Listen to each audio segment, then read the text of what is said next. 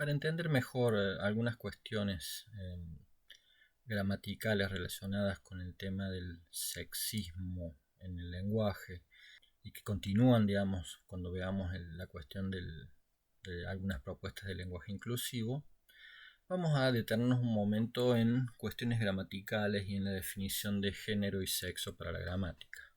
El género es una propiedad gramatical de carácter inherente, propia de los sustantivos y de los pronombres, quitando la primera y la segunda persona del singular, yo y tú, que no tienen género, y que se manifiesta de forma especial en su combinación con determinantes, cuantificadores, adjetivos y participios. Según su género, los nombres son masculinos o femeninos. En español no existen sustantivos neutros y solamente son neutros algunos determinantes, cuantificadores y pronombres, tales como lo, algo, esto.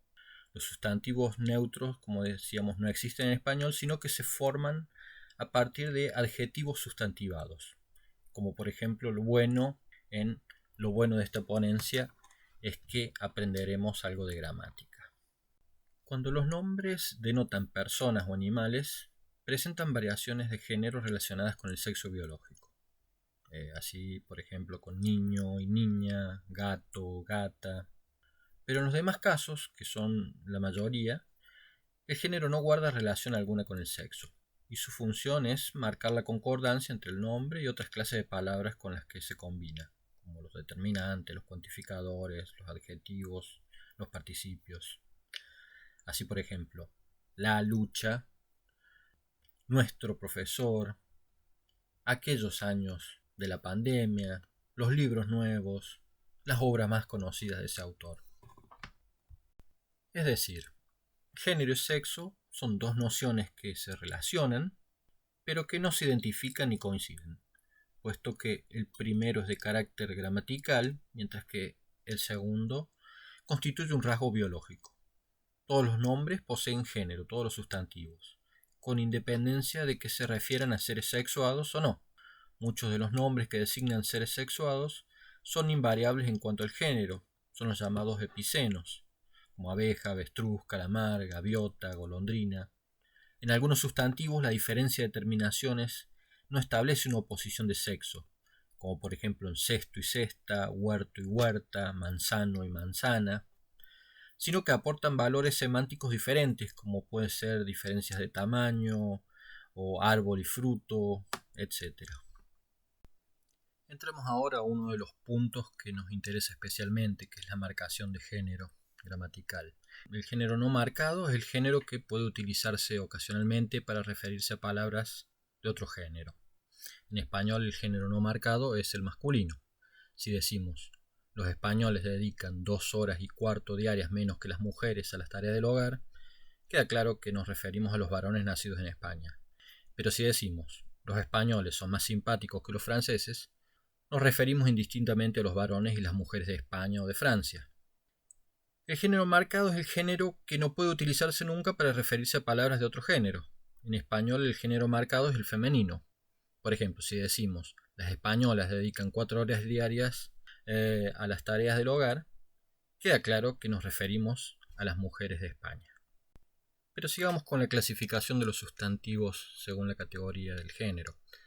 Tenemos por un lado los sustantivos heterónimos, que son los que expresan la diferencia gramatical masculino-femenino y simultáneamente la oposición de sexo varón-mujer en personas o macho y hembra en animales a través de términos con diferente raíz, como pueden ser padre, madre, hombre, mujer, padrino, madrina, caballo, yegua, toro, vaca. Y por otro lado los sustantivos de terminación variable, que manifiestan las diferencias de género y de sexo por medio de terminaciones, de desinencias, como puede ser niño, niña, gato, gata, actor, actriz, varón, varonesa. Le siguen los sustantivos ambiguos en cuanto al género, que son los sustantivos que admiten variación de género sin cambio de significado denotativo, tales como azúcar, mar, armazón, interrogante, ánades. Nos da una definición la nueva gramática de la lengua española, que dice: se dan a menudo diferencias geográficas, de registro, de frecuencia o simplemente de uso entre las dos variantes, El sustantivo calor es masculino mayoritariamente, pero en algunas regiones también se emplea la forma femenina, la calor, que no pertenece al español estándar. En la lengua común, mar es masculino, el mar, mar bravío, pero entre la gente de mar en varios países predomina el femenino. Tenemos también los sustantivos comunes en cuanto al género, que es el nombre que tiene la misma forma para ambos géneros. El o la testigo, el o la estudiante. Pueden ser masculinos o femeninos sin que su forma se vea modificada. Su género y el sexo del referente pueden manifestarse a través de la concordancia con adjetivos y determinantes. El cónyuge, la cónyuge, este testigo, esta testigo, un estudiante aplicado, una estudiante aplicada. Finalmente nos quedan los sustantivos epicenos. El término epiceno viene del griego epikoinos, que significa común. Los epicenos son sustantivos de un solo género sin que éste haga referencia al sexo, aun cuando designen seres sexuados. Tiene una forma única a la que corresponde un solo género gramatical, para referirse indistintamente a individuos de uno u otro sexo. En este caso, el género gramatical es independiente del sexo del referente. Nos dice la nueva gramática de la lengua española: los sustantivos epicenos, a diferencia de los comunes en cuanto al género o de los ambiguos, no se marcan como tales en el diccionario de la Real Academia Española. Se indica, en cambio, en cada entrada el género que les corresponde: masculino en mosquito, femenino en pantera, etc. Es oportuno recordar en este sentido que la información gramatical incluida en los diccionarios indica el género que poseen los sustantivos en la gramática, no el sexo que corresponde a las personas o a los animales que dichos sustantivos pueden designar. El género masculino o femenino de estos sustantivos solo se manifiesta en la concordancia. La concordancia debe establecerse siempre en función del género gramatical del sustantivo epiceno y no en función del sexo del referente. Así debe decirse: la víctima, un hombre joven, fue trasladada al hospital más cercano. Y es incorrecto decir: la víctima, un hombre joven, fue trasladado al hospital más cercano.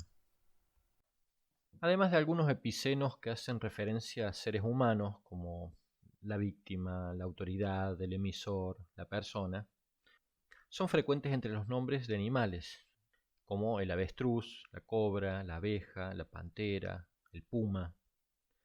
Veamos un rasgo particular de la relación de los epicenos con sus modificadores. Para especificar el sexo de los referentes de los nombres epicenos de animales, se utilizan los sustantivos macho y hembra. Estos modificadores no alteran el género del sustantivo, ni se pluralizan cuando modifican a un sustantivo epiceno.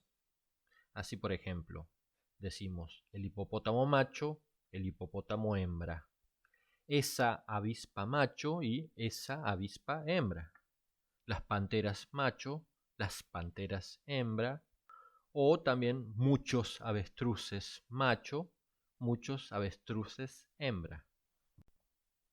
Bueno, visto el caso de los animales, agreguemos que para especificar el sexo de los individuos designados por los sustantivos epicenos de personas, se agregan los modificadores masculino y femenino, o bien varón y mujer. Así decimos los personajes femeninos, las víctimas masculinas, los parientes varones. La concordancia está condicionada por el género y no por el sexo, como vimos en el ejemplo de víctima, un par de folias más arriba. Veamos el ejemplo: el tiburón hembra es muy peligroso, es la forma correcta, mientras que es erróneo decir el tiburón hembra es muy peligrosa. Por supuesto, hay variaciones de carácter dialectal que modifican la forma y el funcionamiento de los nombres clasificados por la gramática oficial como epicenos, permitiendo así construcciones como el bebé y la beba, el presidente, la presidenta, el pariente y la parienta, el venado y la venada. Pero estas son, como decíamos, variaciones de tipo sobre todo dialectal, o bien que tienen que ver con los intentos de hacer más inclusiva a la lengua, como veremos continuando con el tema. Por lo pronto, aquí dejamos la cuestión más estrictamente gramatical y pasaremos a cuestiones que en realidad son más próximas a la política lingüística.